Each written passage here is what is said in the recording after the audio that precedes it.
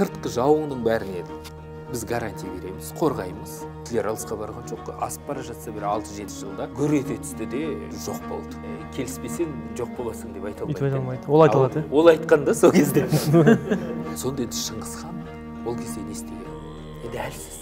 Экономикалық жағынан ештеңесі жоқ. Былай алсам мүлдем ештеңесі жоқ. И сосын ортаңғы саусағын көрсетті. Өте өзін ұстай алмай қалды. Ойбай, жауыз болған екен бірдеңе. Өтіп бара жатқан керуенге шапты ма, бәрін басынан қырып тастайды. Бітті.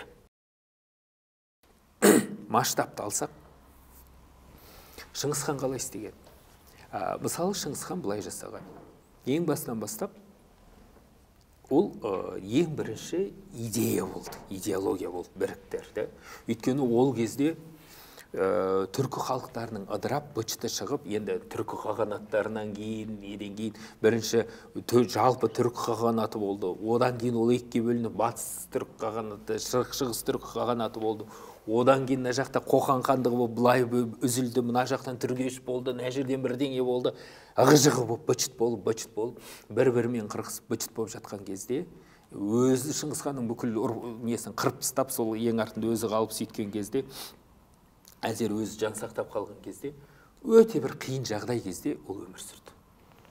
Әлсіреп тұрған кезде, біздің сағымыз сынып құлайын деп тұрған кезде. Тіптен Шыңғыс ханды зерттеген адамдар айтады, қазіргі кезеңнің кейбір несімен салыстыруға келеді дейді. Сонда енді Шыңғыс хан ол кезде не істеген? Енді әлсіз. Экономикалық жағынан енді ештеңесі жоқ. Былай алса мүлдем ештеңесі жоқ. Сонда енді бір Алла қолдады бір жерінде, екінші жағынан оның стратегиясы мықты болды. Ол басында, мысалы, өте үлкен қауіп мықты болды. Енді өзіңіз қараңыз, риск өте үлкен. Бірақ ол айтты, жандағы сол кіргендерге, ол айтты, сен 10% төлейсің. Содан енді не істеген? Жасақ деген налог болады. Ол не істейді? Ол айтады, мен дейді сені толық қорғайып, қауіпсіздігіне бәріңе жауап берем. 10% бүкіл өзіңнің жылдық оборотыңнан 10% бересің. Андай НДС бірдеңе деп басты қатырмайды. Ештеңе айтпайды. Тек қана 10% бересің, өз жұмысың өзіңде. Бірақ мен сені қорғап берем дейді. Охрана ғой. Охрана. Енді ол глобальный охранный организация ғой, негізі Шыңғыс ханның несіндегі. Қазіргі заманның тілімен айтса, охранный франшиза ма сонда? Франшиза, охранный франшиза. Ол айтады қорғап берем, бірақ енді охранный франшиза, охранный франшиза айта алмайды ғой. Бірақ келіспесең жоқ боласың деп айта алмайды. Ол айта алады. Ол айтқанда сол кезде. Ол мынандай сыныс жасаған ғой, қорғаймыз, ішкі армия ұстамайсың, бірақ мына халықты өзің қалай ұстайсың, оны қалай жазалайсың, тілің қандай болады, дінің қандай болады, біраз деңгейге түркі халықтарын бәрін біріктіріп, сөйткеннен кейін, енді бөтенді қалай біріктіреді? Енді бөтен ел, мысалы, ол кезде, мысалы, Иран жақ барына, Қытай жақ, оның бәрін қалай біріктіреді? Діні басқа, тілі басқа. Оған айта алмайды, сен біздің тілімізді үйрен, бірдеңе деген. Ол қиын затты, немесе тілін жоқ қылуға тырысып, біздің солтүстік көршіміз сияқты. Қырып, мыналарды жоқ қылып жерін алайық. Олай ойламаған. Өйткені өмір сүре бер, көбейе бер, бәрін дами бер. 10% жасақ төлейсің, сыртқы жауыңның бәріне біз гарантия береміз, қорғаймыз. Сонымен қоса бүкіл мына мемлекетпен сауда қарым-қатынасын емін-еркін жүреді. Ол кезде мына жібек жолымен жүрген кезде, сол ең бірінші іргетасы сол кезде енді не істеп қалыптаса бастады ғой жібек жол. Онда не? Ана жолдың бойымен жүргенде қауіпсіздік ең жоғарғы деңгейде. Әр ол ана мемлекет бітіп қосылғаннан кейін ол басқа ешқандай салық ештеңе төлемейді. Таможенный пошлина түк жоқ мысалы. Оған неге келіспеске? Барлығы бірінен кейін бір қосылған ғой. Ол бәрін жаулап алмақ. Жаулап алса, егер Шыңғыс хан миын пайдаланбай, енді білекті бірді жығар, білімді мыңды жығады дейді. Егер миын пайдаланбай, күшін пайдаланса, алысқа бармас еді. Енді Гитлер алысқа барған жоқ. Асып бара жатса бір 6-7 жылда гүр ете түсті де жоқ болды. Өйткені күшпен, енді біз жұмыстан да білеміз, күштеп біреуге бірдеңе істете көр, ән жерде диверсия жасайды, мін жерде диверсия жасайды, анан істемей қоятын. Бәрібір адамға мұқтаж. Сол үшін ол күштемеген өте сондай бір күшті келісім шарт болған. Ол бір неде. Сол үшін ол кісі өте тез масштабирование болған да. Өте қарапайым болған ережесі, әрі өте жылдам бүйтіп кіре бергенде. Сонда ол ана адамдар жібереді, айтады, мысалы, Батуды жібереді, былай қарай. Жыпырлап қосыла береді империяға. Ол не, сонда бәрімен соғысқан ба? Жоқ. Ол екі ұсыныста айтады. Қосыласың, 10%-іңді төлей. Басқа ештеңе жұмысымыз жоқ. Жылына 10% бүкіл обороттан беріп отырсың. Бітті. Басқа бізге ештеңе емес. Толық сыртқы жауларыңнан қорғаймыз. Келіспесең, келіспегенді не істеген? Келіспегендерді Шыңғысхан андай жермен жексен еткенде қаланы толық жоқ еткен. Үстіне арпа еккізген. Енді ол маркетингтің көкесі ғой. Былай алғанда енді бұны әртүрлі түсінуге болады. Бұның мына жағында түсінуге болады, бұның мына жағында түсінуге болады. Ол жерде жермен жексен етеді, үстіне арпа егеді, әрі ол жерге Шыңғыс әулеті билікте тұрған заманда ол жерде ешкім қоныстануға рұқсат болмаған. Ол енді ол адам қоныстанған жер, қоныстануға ыңғайлы жер деген сөз ғой. А ол сондай қылдырып тастаған. Сол үшін жазасы өте жүйелі, әрі өте қатал болған. Беретін мүмкіндігі де өте күшті болған. Әрі ереже өте қарапайым болған. Бәріне түсінікті. Мен сізді былай түсінік қалып едім, былай екен деп айта алмаған да ешкім. Көрдіңіздер ме? Масштабированиенің ең бірінші заңы ережелеріңіз өте қарапайым болу керек те. Мысалы, елдің, мемлекеттің, мысалы Гонконг, солар қалай гүр етіп дамып кетті. Өйткені салық, мысалы Дубай неге гүр етіп дамыды? Өте қарапайым ереже салық бойынша. Сіздің жеке мүлкіңізді қатты қорғайды. Шыңғысхан заманында адамның жеке мүлкіне тиіссе басын шабатын болған. Ойланбай, өйткені неге? Ол ереже өте қарапайым орындауға, әрі кез келген, мысалы, біреу келе жатыр ма? Ол бірден ана жерде шешім шығарып, өйткені жаза енді қарапайым қой. Ол жерде андай разбираться етудің қажеті жоқ та. Мынанша сантиметр былай, мынанша сантиметр былай деген жоқ. Нақты міне. Ол міне біреудің мүлкін алды ма? Ол жерде мүлктің көлемі де жоқ. Біреуін ұрлады ма? Немесе анау өтіп бара жатқан керуенге шапты ма? Бәрін басына алып қырып тастайды. Бітті. Енді одан кейін кім шабады? Одан кейін ешкім шаппайды. Қауіпсіздік орнайды, ол қарапайым да. Сол үшін мысалы компанияда да өте мынандай нақты ережелер болу керек те. Тіптен туысқаныңыз болса да, жақсы көріп тұрсаңыз да, оған ақшалай көмек жасап жіберіңіз. Бірақ компанияңызда мысалы туысқаныңыз жұмыс істеп жатып, ережеңізді бұзды ма қатты?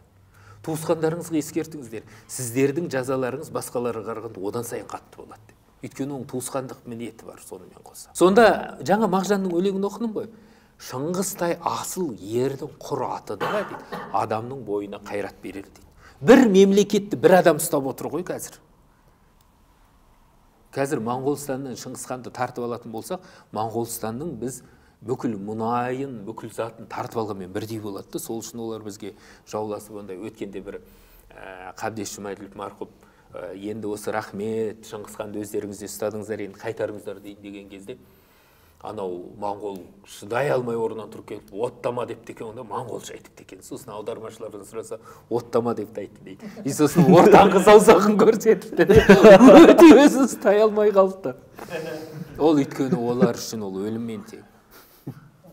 Өйткені ана Шыңғысханның да ескерткішін қойып қойды, туристер де әкеледі. Мына жерде Шыңғысхан бүйткен, ана жерде сөйткен дейді. Негізі мынау Шығыс Қазақстан жақта дейді оның түпкі несі мекені.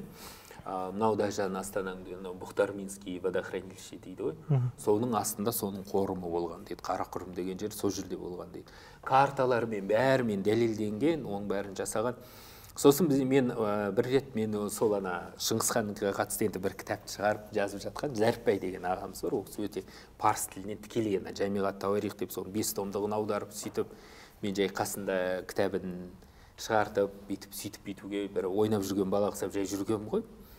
Сосын бірақ ана тақырыпқа кіргенде мен ойладым, масқара, мынау сұмдық қой деп. Мынау деген керемет қой деп. Қазынаның көкесі осы қой деп ойладым да. Содан енді Шыңғысхан туралы кітап шығардық. Біз өзіміз бір шағын кітап шығарды, ол түрік тарихы деген. Ұлы даланың ұлы тарихы деген кітап шығардық. Сосын Шыңғысхан деген бір мынандай кітап шықты. Біз Шыңғысхан деген кітап ойлаған бүгін жігіттерге алып келем дедім де, сосын бірақ алып келмедім сіздерге. Бір жағынан ойладым, бір жағынан енді реті келмеді де, енді бірінші себеп реті келмеді, екінші себеп әлсіздеу себеп, ол ойладым, қой мынау өз кітабын тасып жүрген саудагер ұқсамасын деп сөйтіп ойлап қалмасын дедім. Ол енді екінші себеп, ана себепті бекітетін. Сондай болды да. Бұл әдемі себепте өзіме ойлап тапқан. Енді бірінші себеп еріншектік болды. Сосын сол Шыңғысхан деген кітап шығарды. Сонда мен ол кісіге сұрақ қойдым. Мен айтамды, осы жақсы, Шыңғысхан мықты болды бәріне. Мен Шыңғысханға бәрі ісін кешірем ол кісіге. Бірақ бір затты кешіре алмаймын дедім де, мен өзім айттым. Енді кітап сатып жүрген адам сияқты, кітаптың маңайындағы жүрген отырардың кітапханасын неге ол кісі өртеп жіберді дедім де. Қалай мен оны кешірем дедім. Сөйтіп едім. Ол түктен болмағандай, уже кітап шығарып қойды, оның үшін ол ақпарат жоқ. Ол маған айтады да, ол отырарды өртеген жоқ. Отырарды ол өртеген жоқ дейді. Мәссаған. Мен дедім, ағам, ең маңызды ақпаратты кітапқа енгізген жоқпыз. Сіз нақты маған айтыңызсайшы, қалай өртеген жоқ? Не, нақты факты мен айта аласыз ба? Иә, нақты ол жөнде факты бар. Сәріпбай Оразбай деген осы зерттеуші осы кісі, осы Шыңғысханның бүкіл несін. Сол жазып, ол кісі Шағатай тілін идеалына біледі, парсы тілін идеалына біледі, ғалым кісі. Ол анда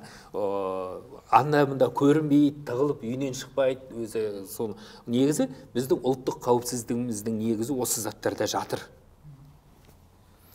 Сосын мен айтам, аға, оны қоспайсыз ба енді? Масқара, мынаны қоссаңыз, мынаны өртемеген білсе бітті ғой, Шыңғысханды мен толық қабылдаймын, менімен қоса қаншама қырғын адам қабылдайды дедім. Сөйтіп айттым. Енді мен қарапайым адамдардың арасында жүрген адам ғой. Сол үшін мен қабылдасам, значит, барлық адамға ол сол ұстап тұр деген сөз дейді. Әмір Темірдің бүйтіп қанына қызып ішіп қойды деген сияқты. Сосын нақты дәлел бар екен. Одан 2 ғасыр өткеннен кейін Бұрындық деген хан сол отырарға келіп шауып алайын десе ала алмаған. Ала алмай қайтқан сол Шыңғысханның ұрпағы. 2 ғасырдан кейін Бұрындық деген. 2 ғасыр деді ғой, 2 ғасырдан. Сонда айтады, демек бұл Шыңғысханның отырарды жоқ қылып жібермегенінің дәлелі, өйткені Шыңғысхан бір жерді жермен жексен ететін болса, ол арып егет, әрі о жерде ешқашан одан кейін халық қоныстанбайтын болған. Ол заңы болған сондай. Ол бір. Сосын екінші мәселе, Шыңғысхан не істеген? Оны тиіспеген, ол тек қана административный зданиесін өртеген ғой. Қайыр хан енді опасыздық жасайды ғой, жіберген саудагер, жіберген дипломаттардың бәрін басына алады. Сонда алғанда Шыңғысхан барып, Қайыр ханның өзін акиматын өртеп жіберген ба? Акиматын өртеп, өзінің көзіне күміс құйып жібереді. Мә сенің өлейін деп, өлермен болып осы мына зат үшін өлгің келді ма, осы көзің тоймады ма, мә көзіңге деп көзінен алты күмісті құйып жібереді, или алтынды құйып жібереді ма, сөйтіп өлтіреді. Байлақ қойып көзіне болмас. Енді ол жестокий зат қой, бірақ ол кезде кім өйтпеді дейсіз ғой. Ол кезде просто біз көрдіңіз, қазіргі заманның ережесімен ойбай жауыз болған екен бірдеңе. Ал тура сол кезеңде қаншама қазақтың жерлерін, қаншама қазақтың қоныстарын, мысалы парсылар келсе, біреуін қалдырмай жермен жексен жоқ қыл, немесе Қытай келеді, біреуін қалдырмай жермен жексен қыл жоқ қыл. Жыл сайын Қытай шауып отырған ғой бізге. Шаппаған жылы болмаған оларды. Жылда 500 мың, 700 мыңнан келіп бізге соққы жасап отырған ғой. Сонда Шыңғысхан оларды артқа жылжытады ғой. Сосын бір жерде бүйтіп тұрады да, бір парсының қаласы берілмейміз дейді. Енді ананың әскердің бәрін бытшын шығарады, енді аналар жоқ қылдырайын деп тұрған кезде, бүйтіп енді тұр ғой, жоқ қылайын деп тұр. Сосын ана бір дана адамнан сұрайды, не істейін мына жерді дейді. Ол жоқ қылу деген ол бүкіл ол жерде бір адам қалдырмай жоқ қылады деген сөз. Ол өте ауыр зат негізі. Бірақ ол кезде сондай ереже болғанда тазалап отыратын болған. Бірін-бірі. Сонда айтады, сіздің енді сондай бір неңіз бар. Ертең атыңызға жаманат қалады. Бұл жердің енді андай соғыс алатын еркектерін құртсаңыз да басқасына тиіспей-ақ қойыңызсайшы деген кезде. Сонда анау айтады, сен даналығың аз адам екенсің дейді. Шыңғысхан айтады. Мынаны мен дейді, маған басқаның не айтатыны маңызды емес дейді. Бұл көрдіңіз бе, өте маңызды. Мысалы, имидж не дегенде, имидж бірінші сіздің өзіңіздің компанияның ішіндегі қызметкерлеріңіздің арасында болу керек те. Солардыға сіз жақсы атты болуыңыз керексіз ең бірінші. Ана сыртқа біреуге жаман атты болсаңыз, ол екінші әңгіме де, мынау бірақ бірінші әңгіме. Ол айтады, мен дейді, түркі халық үшін қызмет жасап жатыр. Мен түріктер үшін қызмет жасап жатқан адаммын. Маған солардың болашағы маңызды дейді. Маған маңызды емес дейді, басқа не айтады. Дейді де, әне жүрді жермен жоқ қылдырады. Соның арқасында біз немесе парсылар бізді басып алу керек еді, немесе Қытай басып алу керек еді. Орыс деген о жерде әңгіме жоқ, олар өздері бейшара болып лағып жүрген кезі ғой әр жақта. Европадан қайта-қайта таяқ жеп, не істеп, не қоярын білмейді. Жоқ шын ол кезде таза солай болды. Оның ешқандай қайраты да, қауқары да түгі болмаған заман.